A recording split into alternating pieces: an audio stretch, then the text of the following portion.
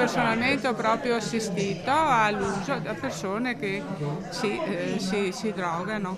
Se chiami la polizia non arriva subito, o se arriva subito questi spariscono e quindi sembra quasi una cosa impossibile da rimediare. Testimonianze in presa diretta delle residenti di Altobello in Cammino, associazione di maestri da sempre in prima linea per la sicurezza, raccontano di come quotidianamente assistano ad episodi di degrado, spaccio e uso di droga anche in pieno giorno e purtroppo sovente a 2 passi da casa. Il fornelletto, ho visto tutte le cose, sì.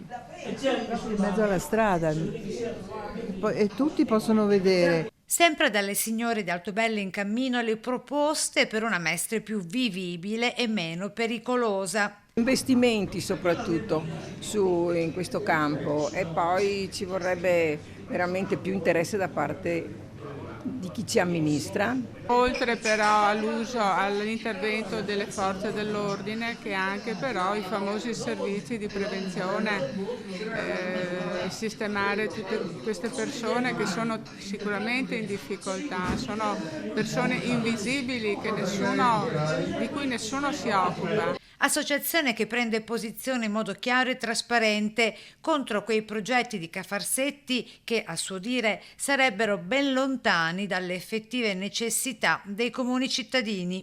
Noi residenti cittadini non interessa niente dei progetti faraonici che sentiamo, dei parchi, di cose delle stazioni, quando la quotidianità di questa città è trascurata.